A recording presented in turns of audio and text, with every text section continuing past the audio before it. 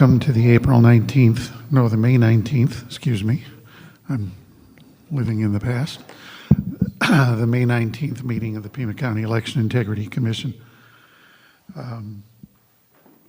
Commissioner Beresny, would you lead us in the Pledge of Allegiance, please? Definitely. Thank you, Chair. I pledge allegiance to the flag of the United States of America and to the republic for which it stands, one nation, under God, indivisible, with liberty and justice for all.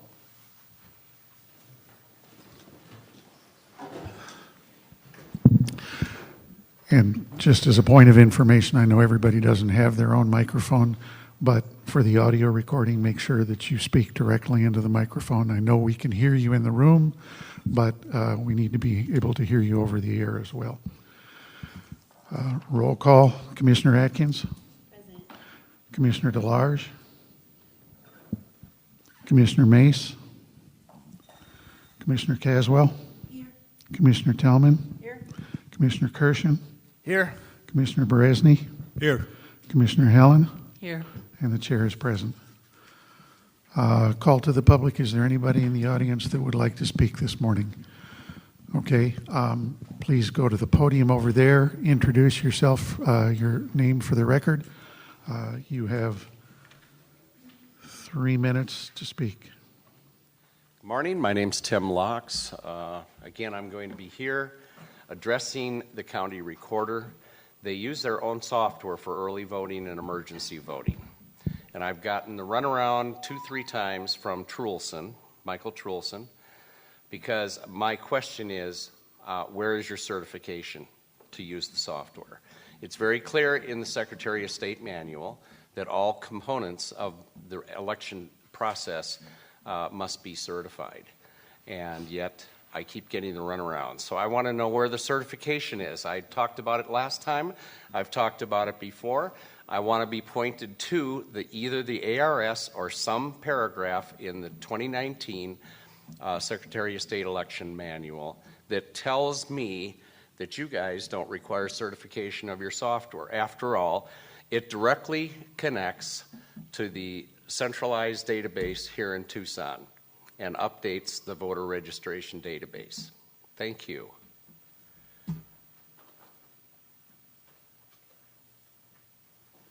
Thank you. Good morning. My name is Gisela Aaron. Just a second. Okay. I got to figure out how to reset my timer. Okay. Good morning. My name is Gisela Aaron, and I live in Pima County. Once again, I must notify you that Pima County election machines and devices are still not certified by accredited testing labs per ARS 16442B, nor by the Help America Vote Act of 2002 that requires testing by a federally accredited laboratory. And we have given presentations to you, to the 15 County Board of Supervisors. We provided documents for review. We encouraged you to contact the Secretary of State or go to the U.S. Election Assistance Commission for them to provide proof to us as well. Only Cochise County listened to us and had requested Hobbs to provide the answers, and they then have been threatened, the supervisors, to certify the canvas or lose their life savings, lose their homes, and maybe their kids will be taken away. Why would that be necessary if all is in order? Sadly, Pro-VNV and SLI compliance still do not hold legal accreditations for their testing laboratories. The latest certificates are, once again, not signed by the chair of the commission. Only the chair of the EAC Commission is the authorized signer, and they have been sued by a candidate in Missouri, and they would know that because that was one of her points, that once again, these certificates are not certified by the chair of the commission, not signed by it. So they now trying to cover up on their website, for example, they changed their bylaws. And notably also they changed their biennial accreditation to unlimited accreditation as long as there is no vote by the commission to revoke the accreditation. They also changed, I found, their testing and certification program manual 2.0 to 3.0. Alarmingly, they substituted 300 times the word shall. 300 times they substituted the word shall, binding by law, to non-binding, will or must. So it says the certificate shall be signed by the chair of the commission. They signed it to will sign, and this is non-binding. However, I found that they have to give 30 days public comment when they change the bylaws or the testing program manual, and they also have to put it into the Federal Register, and that has not happened. So we're still operating under the old manuals, bylaws, and we're still not in compliance with the law. Thank you. Thank you. Is there Peter?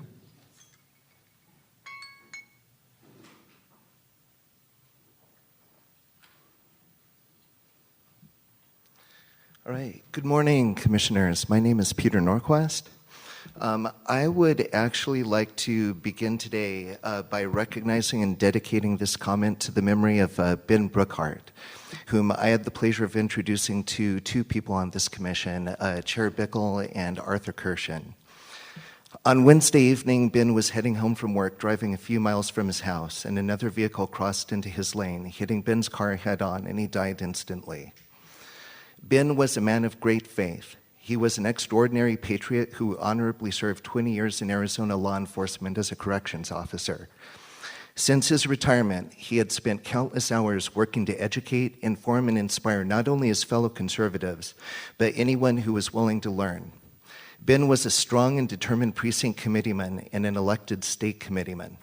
Ben taught classes and gave presentations on various topics, including U.S. Constitution and American citizenship.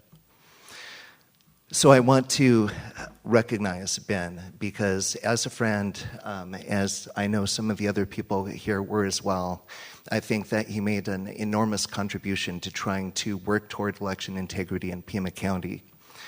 So that being said, with the remainder of my time, I want to dedicate this to raising some of the issues that I know Ben was passionate about.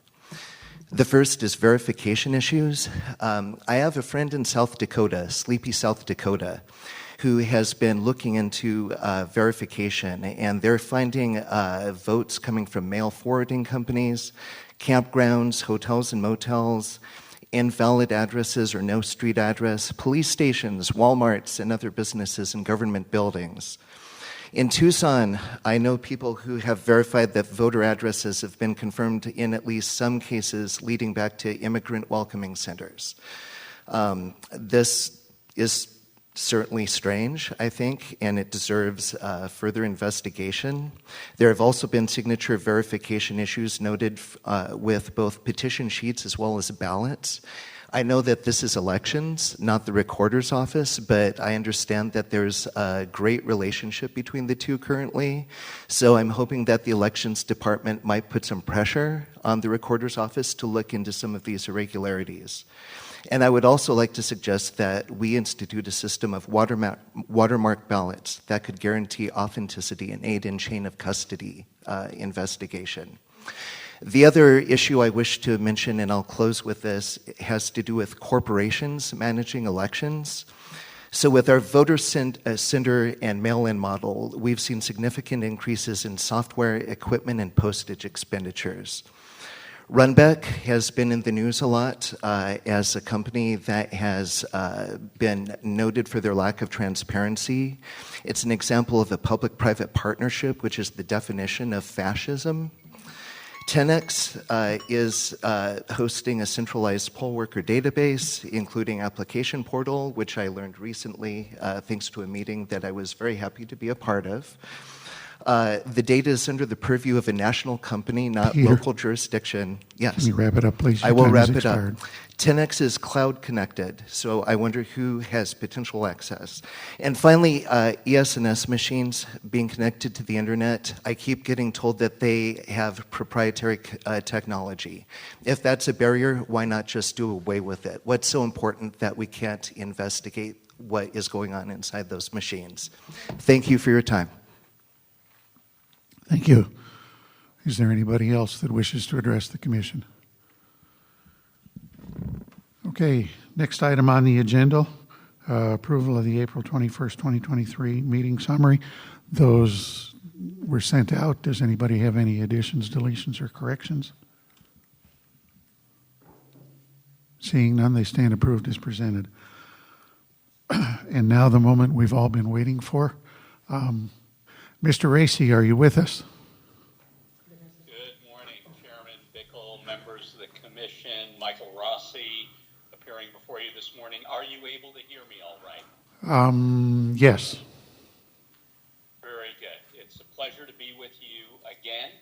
We have reached approximately day 130 of this year's regular legislative session. And to everybody's surprise, we were able to pass a state budget last week, which was signed by the governor on Monday. This came as a surprise to many, as we knew negotiations had been taking place between the Senate President and the House Speaker and the governor for about a month. And we knew that there was progress being made between those parties. But the devil is always in the details on the state budget. And we thought when it got to the rank and file membership, there might be some difficulty in getting the votes. But as it turns out, the deal did come together, but came together in a pretty interesting way that I have not seen in my 30 plus years of doing this. The governor is in the process of forming her new administration. Very few of her cabinet positions and department directors have been confirmed by the Senate so far for a variety of reasons. So I'm not placing blame on either side or any party here. Just interesting that many of those positions remain vacant, and there was no deal as part of the budget to ensure that those positions get filled and confirmed. Similarly, there have been a record number of vetoes this year, exceeding the prior record set by Governor Napolitano, and I would have thought that the majority in the House and Senate would have attempted to negotiate something on some of those vetoed bills. However, both sides appear to have been very, very motivated to get a budget done, not reach a major deadlock over it, so chose to defer decisions on cabinet appointees and some of those vetoed bills. Additionally, a number of the largest policy issues in the state were deferred in the budget. Housing was a critical issue this year. Rather than any new policies on housing, an additional $150 million was put into the Housing Trust Fund, but with no fundamental structural changes in how that money is spent. Similarly, water and water conservation and additional water supplies, very, very critical to the state of Arizona. No new policies, not even any new appropriations. Simply some of the previously appropriated money was allocated to a few specific projects. And we saw that pattern across the board with different issues. And most central to all of you, obviously, elections-related bills have been a very, very hot topic for the last few years. In this session, we had 1,562 bills introduced, 109 resolutions, 223 have been transmitted to the governor so far. Out of those, she has vetoed a record 72. Normally in a legislative session, we would see around 350 bills transmitted to the governor, plus or minus 25, 50. And in the system, remaining at this point, are over 100 bills. So we would expect many of those still to be transmitted to the governor. The legislature worked on Monday, worked late on Monday, took action on over 100 bills, but only did final passage on a handful of those bills. So the majority the vast majority of the bills that were heard on Monday are still awaiting final action. Included in those bills are the majority of the elections-related bills that were introduced and are still alive in this legislative session. 9 elections-related bills have been vetoed by the governor so far out of the 72, and there are no election-related bills of significance that have been transmitted and signed by the governor so far. So I'm sure I will be back in front of you again, probably a month from today or next month, whenever your meeting is, to give you a report on the final disposition of all the election-related bills. I do expect that a number of those will be vetoed as well. I have circulated to the committee administration yesterday, and I hope you've all received a list of all the bills vetoed to date, a list of all the bills signed to date, and we would expect that to be about 2/3 of what winds up on the governor's desk by the end of the session. In an almost unprecedented, certainly unprecedented for regular times, move on Monday at the end of the legislature's work, they adjourned the session until June 12th.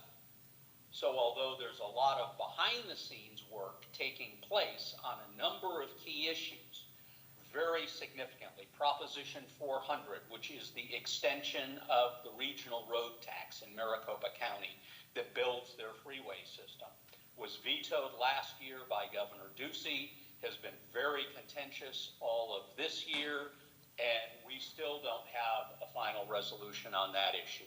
Similarly, there are some rental tax bills and other major pieces of legislation hung up in the process, and there will be no formal action until June 12th on those. When they come back, no one knows exactly what the schedule is, but the guess is the session will move fairly quickly, maybe a few days, maybe a week or two. But given that they have adopted a state budget, the normal backstop for every legislative session is June 30, the end of the fiscal year. With the budget having been completed, there is no backstop, and they in fact could stay in session for as long as they want, and there has been some discussion amongst the leadership of not adjourning the session. The theory being that they can work on the various appointments over the summer and serve as a check and balance on the governor. I don't actually expect that to take place because if they don't adjourn, there is no general effective date for all the legislation that has already been passed and signed. So that seems to me to be a bit of a nonsensical idea, and I would expect that the session will be adjourned in the third week or so of June. With that, I'd be happy to answer any questions and certainly to come back again when we see the final results of which election bills do and don't make it ultimately into law. Thank you, Michael. Anybody have any questions for Mr. Rossi?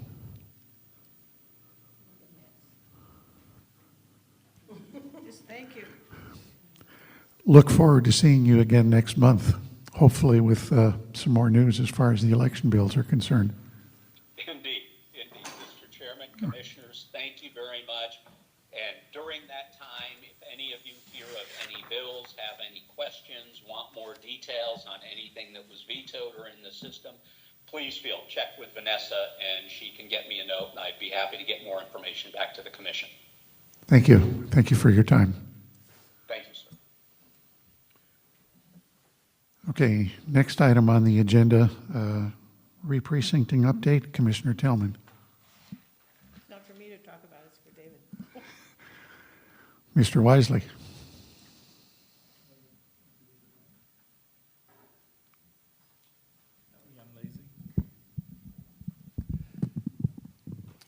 I gave the commission a draft of the proposed re-precincting changes, the primary objective was to eliminate any of the micro precincts, those with very small number of registered voters. That was the general method or general purpose. It broke it into a number of different groups or levels. Precincts can be combined if congressional, legislative, Board of Supervisors, and Justice of the Peace precincts are all match. So level 1 is simply combining precincts where those things match. Then level 2 was combining those precincts, but when they got to a point where the number of registered voters would be somewhat excessive, we would then split that. So essentially what you're doing is you're taking the boundary between two precincts and sliding it over to redistribute, so you have approximately equal number of registered voters in each of those. The next level would require a change in the Justice of Peace district boundaries, so that once again you now have them all matching. I hope you all had a copy of what I sent. If not, and to determine which boundary to change, I looked at which precinct had the lowest number of registered voters, so it would affect the fewest number of people. So, for example, I had a precinct, I'm looking for one I liked a little better, 65 and 62 I was combining. 265 was in precinct Justice of the Peace District. 2, I recommended moving it to 8 to match the Justice of the Peace District for 262. And the differences in their number of registered voters, let me make sure I'm on the right line, was 2,599 for the larger one and 209 for the smaller one. So that's why I moved 265 from 2 to 8. I'm saying I moved it, but of course I can't. That's the Board of Supervisors would have to make that move. So that was 3. The next level is level 4. In 3 cases, I recommended shifting the Board of Supervisor line to accommodate that change so that those precincts can be combined. All of those precincts have 0 registered voters in them, and I'm guessing 0 actual people in it. They're either very small or in industrial areas. I have registered voter data, and I can look at census block data, but I don't have it in more granular detail so that I can say that block of land by the census or by any other data point has how many people in it. For the Board of Supervisors district, it would be 4 from District 4 going to 3, and from 3, 1 goes to 4, and 1 goes to 5. So it's 4 precincts with 0 registered voters in them, and that would be the result. I cannot move lines where congressional or legislative boundaries are the limiting factor.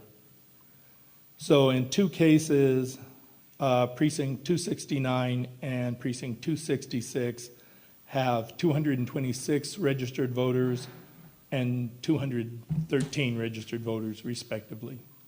And when I say registered voters, these are the numbers taken from January when I started this process, before submitting this in a final draft, I will get updated numbers.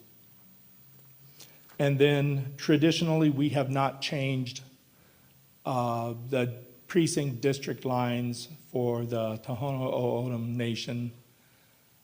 They are broken into 11 districts, 9 of which reside either wholly or partially in Pima County. And we have our precincts roughly the same district boundaries as their districts. I was asked about had we looked at municipal boundaries, specifically City of Tucson, and how this would be affecting them. For the simple mechanics of combining precincts, those 4 that I mentioned are the only restrictions. But of course, it goes beyond that when you're changing the district lines. I've got additional information. It's just not in a prettier format.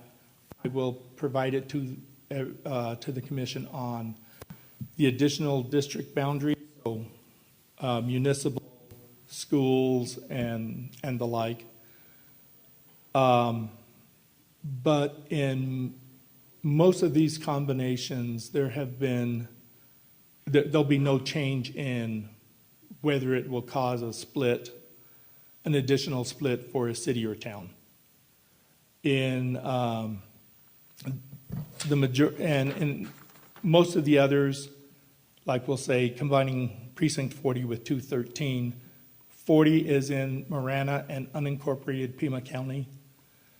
213 is all in Marana. So by combining them, you still have that split for unincorporated and Marana, but instead of having 3 ballot styles, you will now have 2.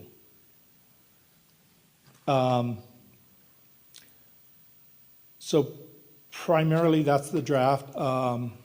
Any problems with it, let me know. What I've tried to balance, the reason for eliminating micro precincts is it's an efficiency issue. The fewer number of precincts you have, the easier it is to check all your ballot styles to make sure everything is correct. Or the other way of saying it, the more styles you have, the more chance you have to make an error. You have to balance that with data analytics. People want to see the results you get, and we provide them on a precinct basis. The larger we make the precincts, the less granular it is. If everyone was one number, then you don't have any data on the pockets. So I've tried to strike a balance between those two opposing forces. And is there any additional data you need? How many precincts did you end up with when you got done doing all your? I believe I combined in about 30, so that would drop it to 248, probably closer to 245. So about where we were before the redistricting occurred? Correct. Okay. Thank you, David. I've done a pretty detailed look at David's draft, and I thought most of it was very good. I really appreciate the micro precinct thing going. I do have some problems with some of the combinations for which I don't see any good justification. And my point of view is not so much how elections are run as how parties are structured, what precinct committee people are assigned to do, and, as David mentioned, the data analytics. The more that you change precinct boundaries and combine precincts, the less meaningful it is to compare what precinct X did in 20 versus 22 versus 24. And particularly the ones where you're changing boundary lines in order to make the number of people more equal, It sounds like a nice objective, but it really messes up things. I'm going to be submitting some written comments on the joints that I don't think are justified, and if there's some good justification other than it's more even, then I would like to see that. Okay. In general, this is a really good analysis, and I have actually mapped all of these areas in terms of how they would affect legislative districts. If anybody's interested in that, I'll be glad to share that, but not as a commission official document. Anybody else? Excuse me. Commissioner Bresney. Okay, thank you very much, Chair Bickle. David, is there a requirement in state statute that we do this at this time? I'd have to reread it again to make sure I can answer that question correctly. There is, the statute is set up so that you do it in odd-numbered years. You have to do it following redistricting from after the U.S. Census. So in 2021, it was required. It's available to do in odd-numbered years for maintenance and for others, but I'd have to see whether, I don't believe it's required for every year, every odd-numbered year. Yeah, because we just went through a precincting last year following the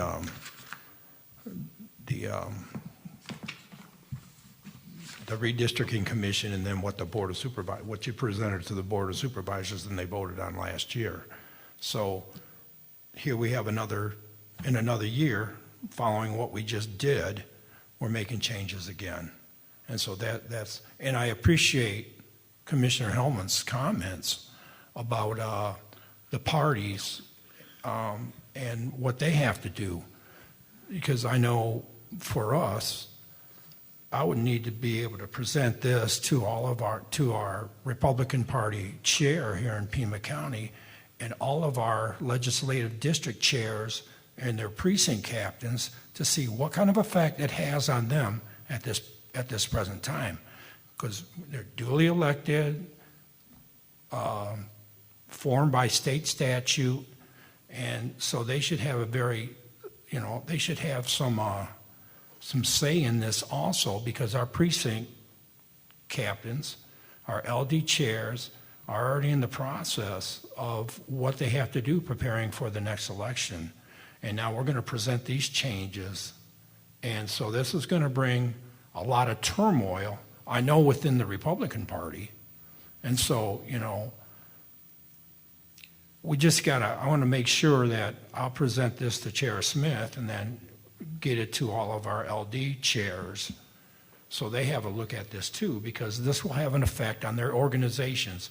And so by combining these precincts, what kind of effect does it have on the number of precinct committee people or committeemen we have in each precinct? We're going to get rid of a precinct captain. So, there's some things that within state statute we're allowed to do, and now I see here in the county that we're kind of circumventing that process. 16821 is the one that references precinct committeemen, and because we cannot change the lines for legislative and congressional district boundaries, it should not affect the chairs of any legislative district. They will still be in their same district. There's also requirements that any re-precincting that reduces the number of eligible precinct committeemen for that precinct, anyone who is already serving as a precinct committeeman, goes to the end of their term. Now, the rules for the number of precinct committeemen is 1 per precinct, with an additional precinct committeemen for, I believe it's 125 voters. Right. So that being a low mark, a low number,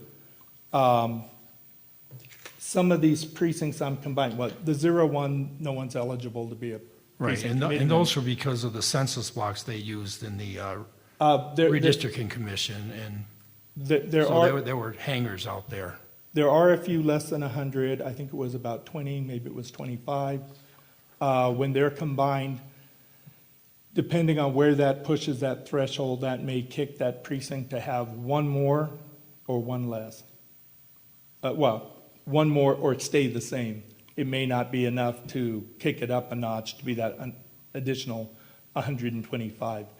It should have that was another thing I was going to check, but it should have marginal effect of the total number of precinct committeemen. It won't change their legislative or congressional districts where they reside. It will, on very limited cases, change their justice of the peace districts and their it won't in the Board of Supervisors because there's nobody in those reference locations. Right. So I'm willing to answer or talk to you at length about anything on this, but it should have very limited effect. And in the past, we used to do this almost every odd-numbered year because some communities are growing and then we need to split them or some other reason, and we could adjust to make ourselves more efficient. Yeah. So none of this will be in effect and will affect any ward elections for the city of Tucson coming up in November, correct? Correct. I got my statutes in front of me, so if I need to reference them. So, and this is 16.411. It says that on any odd-numbered year, the Board of Supervisors can basically re-precinct before October 1st. Okay. There's ability to do it afterwards, but we'll stick with before October 1st. At that time, they would agree to move the lines, but they could delay implementation until, I believe it's January 1st of the next year.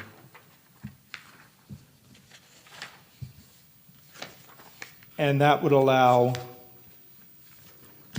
the City of Tucson election to progress with the existing precincts, so it won't affect them. It won't affect what the recorder needs to do to keep them running. Yes. Become effective no later than January 2nd. And Okay. that's part of 16.412. Okay, thanks. You mentioned by decreasing the number of precincts, we have fewer ballot styles to have. I think Correct. is a statement. Okay, so when we have a ballot style, and we talk about school districts, okay, a precinct should be totally comparable to within the boundaries of a school district. So if you had a precinct that had 2 school districts in it, you're now increasing the complexity of the ballot. You're increasing the number of ballot styles, correct? Correct. Right. So, and I'll take, for example, Precinct 84, and I know, paying attention to the Board of Supervisors, Supervisor Christie mentioned this a year ago when you tried to combine Precinct 84 with 10, or what the proposal was, and one was in Cerrito, one was in Green Valley. Well, now here Precinct 84 is in the Continental Unified School District, and Precinct 140 is in the Cerrito Unified School District, parts of it. So that, to me, increases the complexity of the ballots and the number of extra ballots that we need to be, concerned with.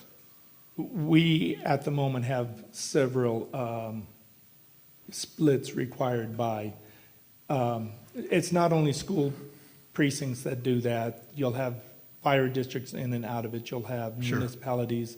So at this point, we have several Precinct 84, I'm suggesting combine with Precinct 140 and then split. We would look at where that line is for the edge of the school district or other. It encompasses everything in 84, so if you split 84, Okay. So if you combine 84 with 140, you got two school districts in there now, plus you have the Green Valley Fire District in 84, and you have, I believe, the Continental, or the Corona de Tucson Fire Department, I guess volunteer fire department, I believe, that's in precinct 140. And the Green Valley Fire District does not encompass anything in precinct 140 right now. So there's an additional issue that we have. I'd have to look to see if the school extends into 140. I don't remember offhand. We can do additional look to see how different districts extend. But I'm pretty familiar with District 84. But what I was going to say additionally is if the school or fire district or whatever it is not having an election at that time, then you don't have to worry about that split. Those splits only occur when those locations are having election concurrent with something else. Okay, so in the Continental Schools District, they have elections every 2 years with half of the board members being elected in the first, like this year there were 2, and then so there will be 3 in the next election. And I believe they have their school board elections in August November. in the primary. No, I think it's in the general election. Okay. We'll go back and look. Okay, so there's some overall concerns, and like Commissioner Hillman said, the work with the parties and the precincts and how those are going to be dealt with. Our legislative chairs need to look at this too. So when are you proposing this to be to the Board of Supervisors? So, Chair Bickle, may I say something? Director Hargrove. Okay, thank you. So we provided this as a recommendation. This is our first recommendation. What I am going to ask of the commission is that if you have any concerns or suggestions, that you email them to Vanessa so that we can take a look at them holistically. So when we bring back another recommendation, that we've addressed those questions and concerns that you may have. Appreciate Is that fair enough? That is extremely fair. Okay, good. Ma'am. Because this is typical after redistricting, after the census and redistricting, that we have to do cleanups. This is not anything unusual, but we will definitely take all of your concerns into consideration before we make a recommendation to the board to move forward. So, yes, if you could just email those to Vanessa, and then Mr. Wisely will have a list of what he needs to look at and consider before he brings it back again. Thank you very much. Appreciate that. And I would say, just from personal observation, the Board of Supervisors has a way of shrinking the number of changes that actually occur. I've seen years where we've had a fairly long list of recommendations with none of them implemented because they didn't like what happened. So, Commissioner Helen, did you have something? No, I think my question was answered. I would kind of tagging on to what Commissioner Bresney said regarding precinct committeemen, because my understanding is that precinct committeeman recommendations are coming in on kind of a regular basis now, and so we want to make sure that, do we hold off on that to make sure that they're going to be, that the precinct they are in now, they will still be representing as a precinct committeeman. That may not be an issue at all. And I know this happens every couple of years, so I'm not concerned about that. But I was thinking about the precinct committeeman because you have to know where you're being appointed, right? Commissioner Tillman. I have 2 questions. One is, once you have a second draft, who then gets to comment? Is it sent to the parties? Is it sent to any other community organizations? Or does it go directly to the Board of Supervisors? It will be going directly to the Board of Supervisors. In the past, I believe the parties have had a chance to comment. You will when you go back to them and get the information and bring No, I it mean back formally that to us. You I mean formally. Yeah. I've not found any record of it. So I did look. I haven't found any record of it, but we will post it on our website for any public comment, anybody who wants to look at it. But it will go directly to the board once we get any feedback and input back. Okay, thank you. And one more comment. In the past, before we went to vote centers, there was a good reason for fixing the number of people in a precinct because it depended on how many people went to a particular polling place. Now that we have vote centers, people can go anywhere, and I don't think this consideration is particularly relevant. So I would think you'd want to reconsider doing some of these things just because maybe they look more even or whatever in terms of what it really does to data analysis and precinct and party organization. Yeah, so Chair Bickle, so that's a good point. And as I am in the process of doing data analysis, all of these zeros and ones and twos don't make a lot of sense. So, you had one voter, you had two people registered in the precinct, one person consistently votes in that precinct. And so we always had one voter to show up on election day to vote. So as I'm going through looking at the numbers, it is really interesting. But there are a lot of consistent zeros over the course of the past 4 years or more that Absolutely.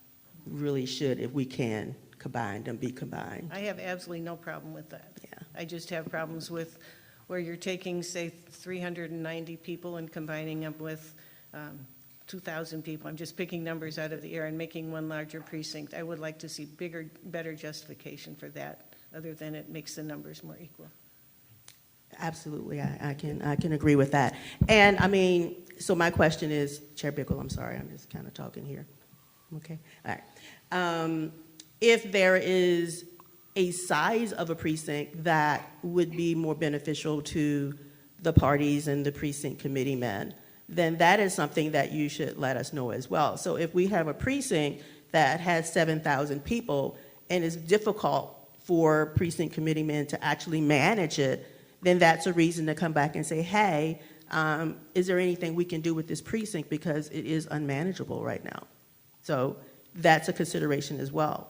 Or if you got teeny tiny precincts and you got one person assigned, I don't know if the parties combine and give precinct committeemen 2 precincts. I don't think so. So then you got somebody who's working with 300 people and then somebody who's working with 7,000 people. It's not really equitable.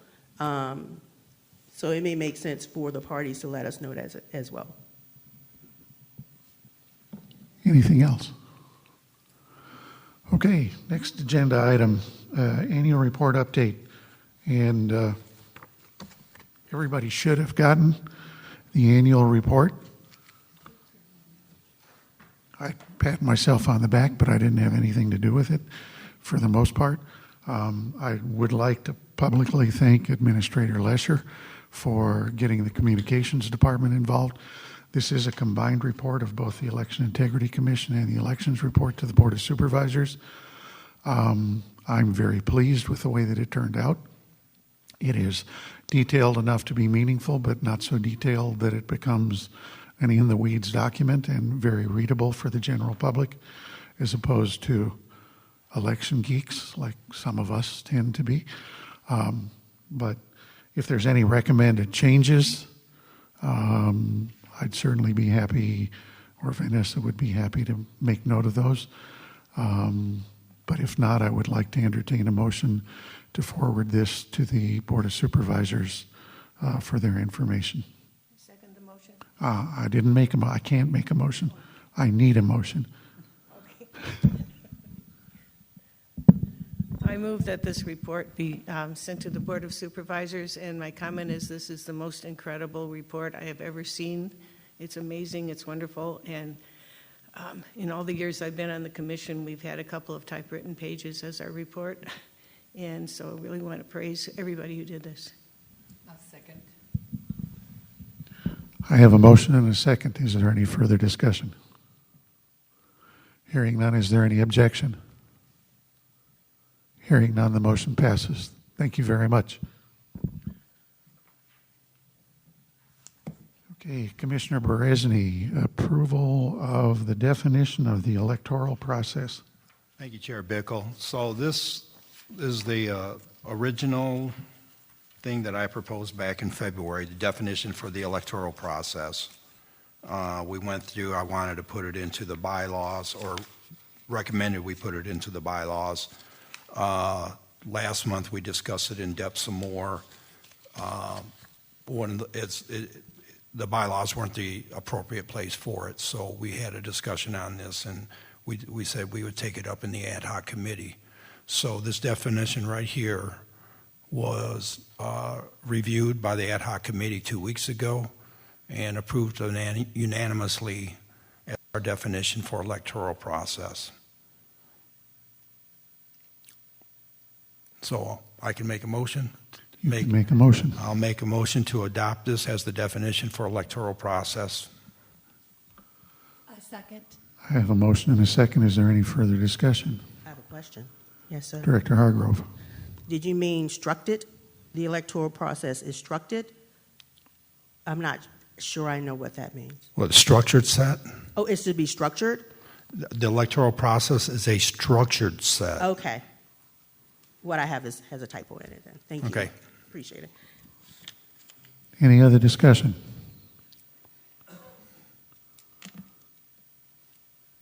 Any objection to accepting this motion as presented? Hearing none, the motion stands approved. Thank you. Thank you, Chair Bickle. And Commissioner Berezny, update on the ad hoc committee's work. Okay, thank you, Chair Bickle. So we went into the ad hoc committee meeting. We talked about the electoral process, and then we started to review the elections ballot process, which I think was the title of it, that was presented to us a month ago from April 19th.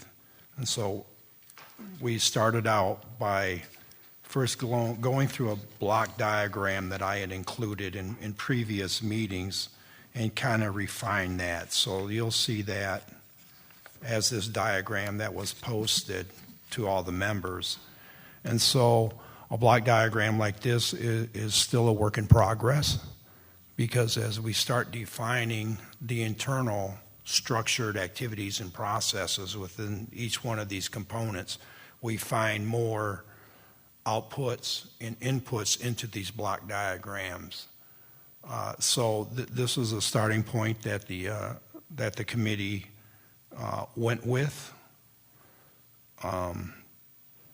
So we're just giving you an update on that, and so there will be further updates to this block diagram as we start decomposing and then recomposing the electoral process.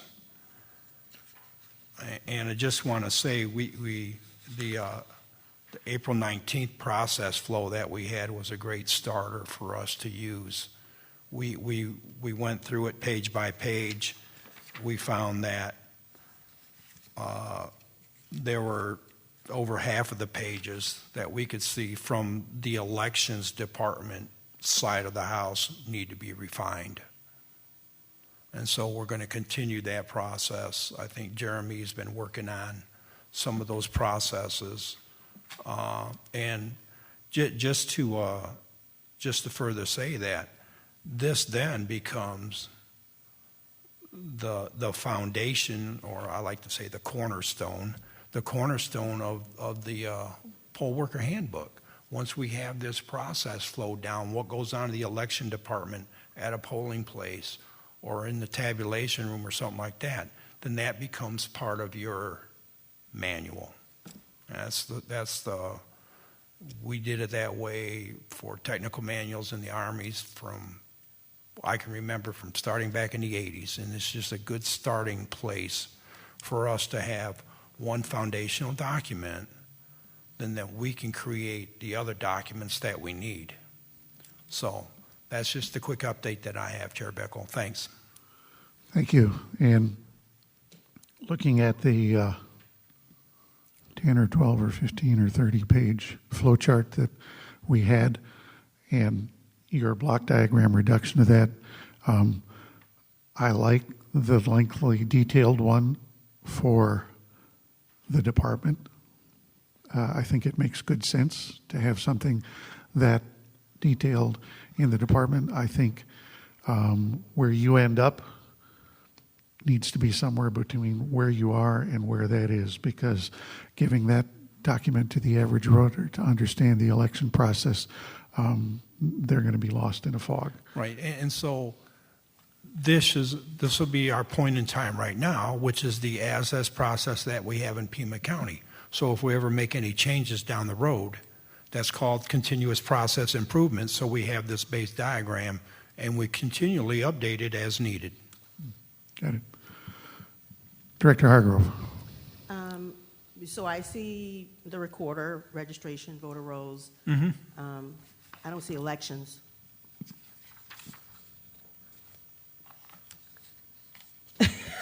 Is that on purpose? No, it's part of the electoral process. But elections, a box for elections. Okay, so That's not always you there. can have, so when you do process development, you can have a number of organizations within a process. So it looks like the only thing elections does is tabulate ballots. They handle same-day elections. They control the e-poll books. They do the tabulation, and then it goes to there. We create the ballots. We program the election. Okay. So all So of we that need to has be to go in the into. beginning. And with- so some of those things, those will be things that we continually flush out. Okay. Okay?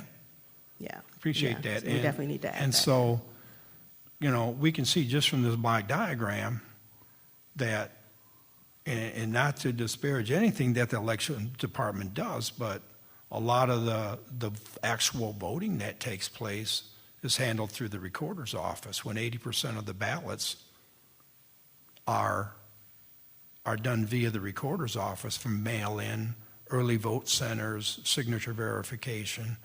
That's a lot. So I want to make sure everybody's encompassed on it, and I appreciate the willingness of the recorder's office to be involved in this process, so we can make sure we flesh this out. Okay. Deputy Recorder Heiser. Yes, thank you. We're very pleased to continue to work with the Elections Department and the EIC on this project. We do want to point out that the Elections Department, as Director Hargrove mentioned, they do design the ballots, they set the elections, and the Elections Department is also the filing officer for local candidates for county-wide offices and special districts. So we would hope that they would, that information would be reflected in this process as well. As Commissioner Brisney stated, we do handle the early ballot process, and we are the holder of the voter registration roll. But the Elections Department is still the one that does the heavy lift of tabulating and getting all of those ballots through to final count and making sure that the canvas is ready. So we'd like to just, we're very much a partner of the Elections Department. We don't want it to seem like we're doing everything and the Elections Department is doing nothing. So it's a shared responsibility. Okay, thank you. The other thing that kind of floated around in that discussion, and I think it's an issue that's going to be not difficult, but needs to be addressed. You were talking about the e-poll books. The recorder's office programs them, and the Elections Department uses them. Or let's put it this way: the recorder's office. All right, something that I know to be factual. The recorder's office bought them, and the Elections Department uses them, but you still create the information that goes into the e-poll books. Yes, That's not something the Elections Department does. That is correct. We provide the data for the e-poll books, Right. but the Elections Department is the one that gets those e-poll books ready and set to go for voting on So election day. that little tablet is a shared responsibility, because without the recorder's office, there's nothing there to work with. Correct. for the elections department. Okay. Anything else? Just Commissioner Tillman. One very quick question. Who provides the material for the information that is mailed with the ballot? Not the ballot itself, but it tells you how to fill in the bullets, that kind of information. Is that the recorder or the elections department? Thank you, Chair Bickle. Thank you, Commissioner Tillman. Yes, the early ballot packet, the information that goes into the packet mailed out to the voters, is something that is designed by the recorder's office, and we give those files to our vendor, Runbeck. The ballot itself and the design of the ballot, that is done by the elections department. So again, it's a shared responsibility, but the information in there on how to fill out the ballot, how to return the ballot, and the voting sticker that you get in an early ballot, that's all provided by the recorder's office. Thank you. Anything else? If I could, I would like to point out, while it is not in here, in that draft that I'm working on, we do address elections, creating the ballots, programming the machines. We also start the process with candidate filing. So while it's not in here because this is a very high-level diagram, we do anticipate that will be in the draft. So just wanted to point that out. Thank you, Deputy Director George. And when you have the microphone, next item on the agenda is Upwork on the poll worker work group. Okay, so we did have our initial poll worker work group. Our first meeting was Wednesday. We had a pretty good turnout, 7 or 8 people. Only a few of them could not join. I thought it was a good meeting. A lot of it was just introducing ourselves, talking about what the work group was about, letting everybody talk about their own experiences on election day, and everything that they'd gone through, be it training or anything else. So that was pretty much it. We had our first meeting. We are looking at having our next meeting probably in June, later on in June sometime. So. Can you give us a general idea what kind of participation you got from the various political parties? So I think the Republican Party had a couple representatives. The Democratic Party sent a couple representatives, the Libertarians as well. And then we had a couple poll workers that we were familiar with that we invited as well. So I think it was pretty well-represented group. A lot of different viewpoints, a lot of different experience levels too. So. Good. Glad to hear it. I think we had a little trouble lighting a fire under the Democrats, so. It took a little while, but you did get one, so. Good. We pushed. Future agenda items, is there anything that somebody wants to get on the next month's agenda at this point in time? Yeah, Chair Bickle. I'll Yes, just put on a Commissioner Beresin. continuation of the update for the electoral process work that we're doing in the ad hoc committee. Okay, do you want 2 items, one for the ad hoc committee's update and one for the electoral process update, or can we take those 2 items and just make them one? Well, they are just one. We define the electoral process, and then that becomes what we're doing discuss what we're doing in the ad hoc committee. Okay. How's that sound? That's good. All right, if something else comes up, please get in touch with Vanessa and let her know, and we'll get it on there. Next meeting is scheduled for June 16th, 2023. Is that problematic for anybody? Let me check my dance cards real quick. Yes. June 16th. I would rather do it a week later if possible. That would be June 23rd.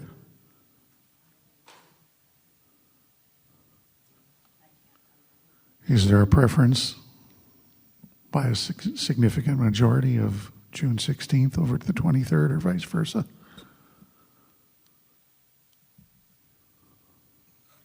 I prefer the 16th because I've already got that plugged in my schedule.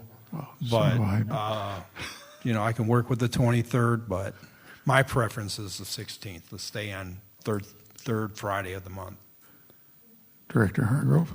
Chair Bickle, if it will help Commissioner Tillman, we will defer any re-precincting discussions until July. Okay. I think that's necessary. I can submit it might be beneficial to us. Chair as Bickle. well, so. Then we'll leave it at the 16th. I appreciate that, Ms. Hargrove. So, the next meeting will be June 16th, 2023. Is there anything else needs to come before the commission? Hearing nothing, this meeting stands adjourned.